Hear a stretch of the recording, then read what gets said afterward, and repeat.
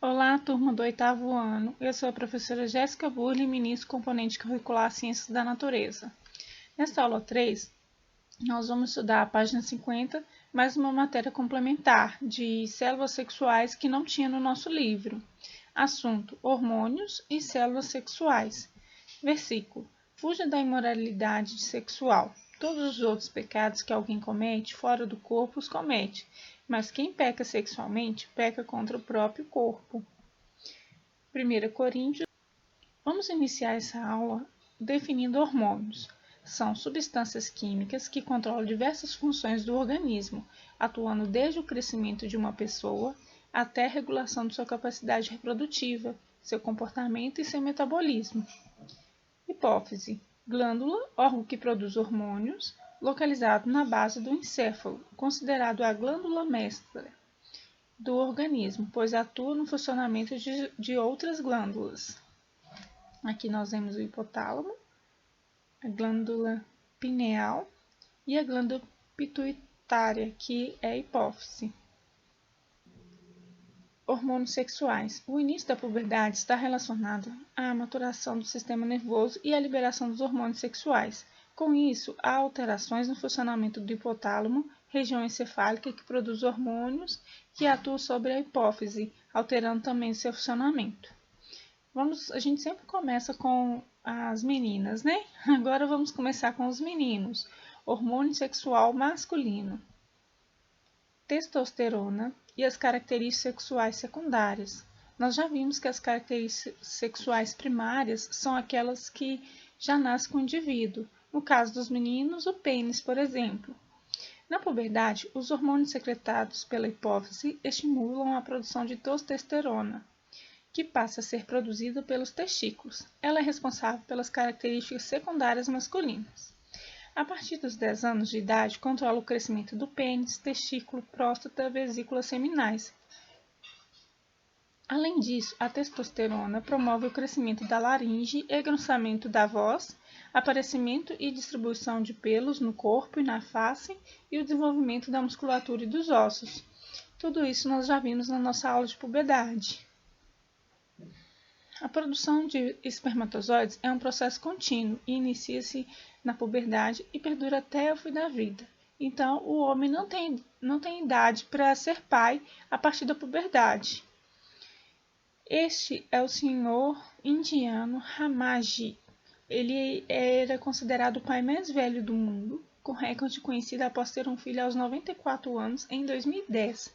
E agora, aos 96 anos, o velhote ativo mostrou que não está para brincadeira, ampliando sua marca com outro rebento. Gameta masculino. Os espermatozoides são formados por 3 partes básicas: cabeça, colo ou peça intermediária e cauda.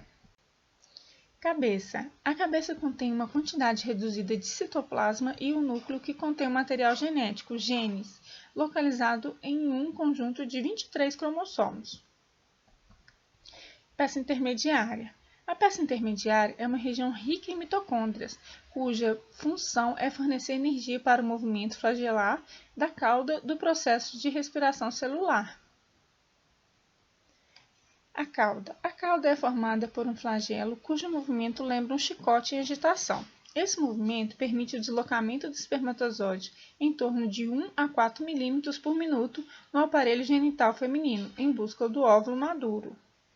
Agora vamos lá, gente, uma questão importante. Coloquei aqui questão de prova. Qual é a função das mitocôndrias que estão na peça intermediária do espermatozoide, a parte próxima à cauda? Olha aqui, nós vimos que essa peça intermediária ela contém muita mitocôndria. Qual que é essa função? As mitocôndrias são organelas celulares responsáveis pela respiração celular. Nelas são produzidas a maior parte das moléculas de ATP do corpo, que é a energia usada pelo organismo em suas atividades biológicas. O colo, também chamado de peça intermediária, contém mitocôndrias, que produzem ATP, essencial para o movimento dos flagelos. Já a cauda, ou flagelo, desenvolve-se a partir do centríolo, que tem a função de impulsionar o espermatozoide no aparelho reprodutor feminino. Então, a função das mitocôndrias é de dar energia para a locomoção do espermatozoide. Agora aqui, vamos falar das meninas. hormônios femininos, estrógeno e as características sexuais secundárias. Esse hormônio começa a ser produzido no início da puberdade, sob a ação desse hormônio, que ocorre o aumento da vagina, o desenvolvimento dos lábios que circulam o aparelho dos pelos pubianos. Os quadris se alargam, desenvolvem-se mamas e o tecido adiposo passa a se concentrar nos quadris e coxas, dando-lhe um aspecto arredondado, típico das mulheres. Nós já vimos também isso na nossa aula de puberdade. Outro hormônio feminino é a progesterona, hormônio essencial para a gravidez. Por outro lado, este hormônio não atua no desenvolvimento secundário das características femininas. Esse hormônio está relacionado com a manutenção do útero e do embrião durante a gravidez. Ele atua também no desenvolvimento das mamas, possibilitando a produção de leite posteriormente. Então, esse hormônio ele é essencial para a gravidez. Ele não está relacionado com o desenvolvimento das características secundárias femininas.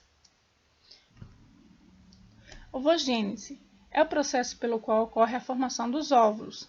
A produção dos óvulos imaturos inicia-se no período fetal e, ao nascer, a menina já tem cerca de 2 milhões deles. A maioria degenera durante a infância, e ao chegar à puberdade, restam cerca de 200 mil, desses aproximadamente 450 são utilizados ao longo da vida fértil. Ou seja, a menina já nasce com um número determinado de óvulos, diferente do masculino, do espermatozoide, que ele está sempre produzindo. A menina não, ela já nasce com a quantidade determinada de óvulos. E esses óvulos, uma certa quantidade vão ser degenerados durante a infância e cerca de 450 serão utilizados ao longo da vida. Ao chegar à puberdade, esses óvulos iniciam seu amadurecimento, em geral 1 a cada 28 dias, até que ocorra a menopausa, aproximadamente aos 50 anos de idade, fim do período de vida fértil. Isso quer dizer que uma mulher pode ovular cerca de 400 vezes, correspondente ao número de meses do tempo de vida fértil, que dura aproximadamente 35 anos, dos 13 aos 50, ou mais ou menos. Então, quando acaba esse estoque de óvulos, a mulher chega ao fim do período da vida fértil. Então é isso, pessoal. Até a próxima aula, nós vamos falar sobre ciclo menstrual.